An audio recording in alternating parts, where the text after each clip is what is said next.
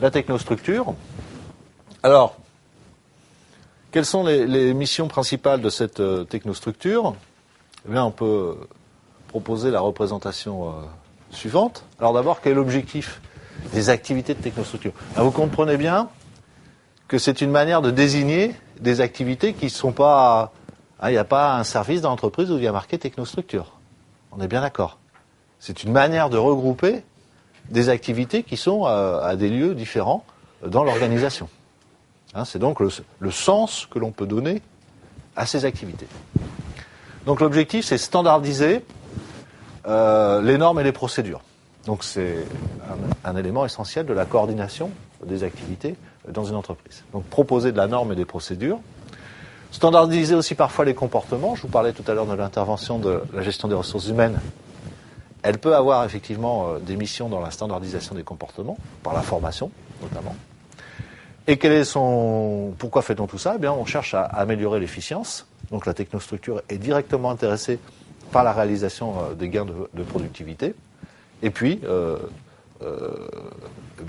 gagner en productivité essentiellement en améliorant la coordination entre les différentes activités spécialisées présentes dans toute organisation. Donc, mission extrêmement importante que celle de la technostructure. Alors, elle intervient dans quel domaine, cette technostructure? Eh bien, elle peut intervenir dans des domaines extrêmement divers. Dans le premier domaine, qui est la planification stratégique.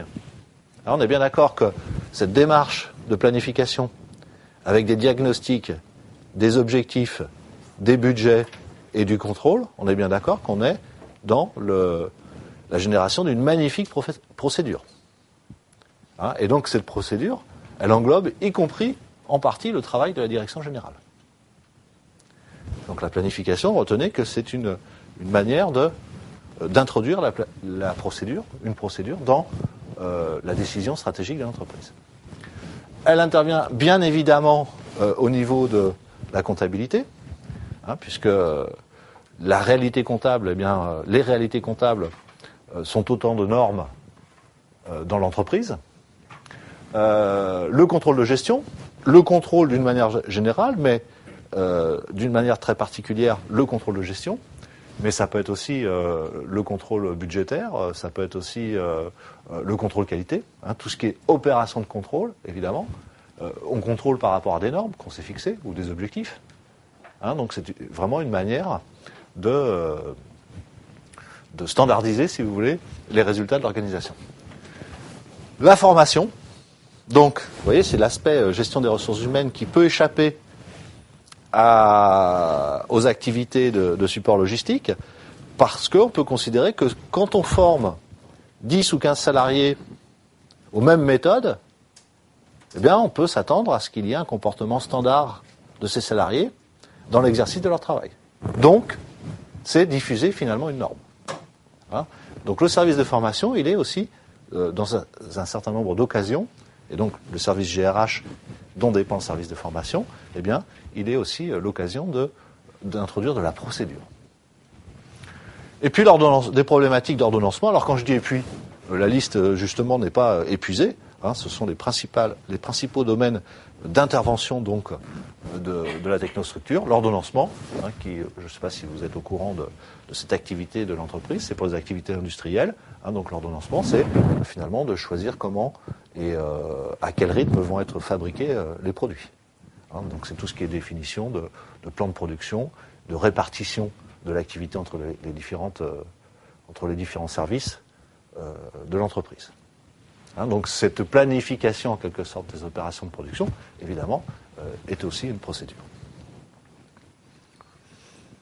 Et puis, dernière partie, alors on dit partie parce que, voilà, sauf que ce n'en est pas une, on est bien d'accord, c'est un peu comme un liquide dans lequel baigne le reste de l'organisation, c'est l'idéologie, et cette idéologie est extrêmement importante, notamment du point de vue de la coordination et de la cohérence de l'entreprise, puisqu'elle concerne l'ensemble des valeurs, des croyances, de la culture et de l'identité de l'entreprise. Bref, c'est ce qui rassemble l'idéologie.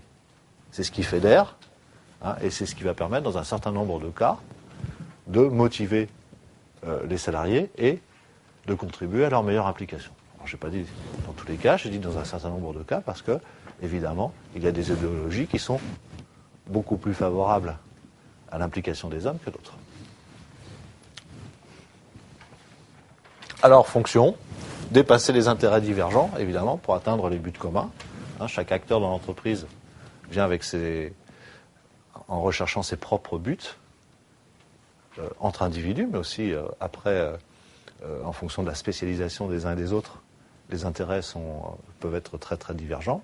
Et donc, adhérer à la même culture, à la même identité, c'est une manière de dépasser ces intérêts divergents pour contribuer à l'œuvre commune. Intégrer et socialiser les individus, donc il y a une dimension sociologique extrêmement forte de l'idéologie. Il faut que les hommes aient le sentiment d'appartenir à une communauté qui est unique et spécifique, qui est celle de l'entreprise. Et donc, l'appartenance à cette communauté est une partie de l'identité de chacun des salariés. Les identités professionnelles sont une partie plus ou moins importante de l'identité personnelle des individus. Donc c'est extrêmement important. C'est important aussi du point de vue de la socialisation, puisque vous savez que les groupes humains imposent des règles à leurs membres, et donc le groupe professionnel, si vous voulez, il va imposer aux individus qu'il compose d'agir dans un certain sens, et cette action, elle est en rapport, bien évidemment, avec ce qu'a décidé l'entreprise. Donc c'est une manière aussi d'unifier les comportements, j'allais dire naturellement. C'est-à-dire sans que les individus se posent des questions par rapport à ça. C'est simplement les règles de respect d'appartenance à un groupe qui vont faire que les individus vont être conformes et respecter un certain nombre de normes et de procédures.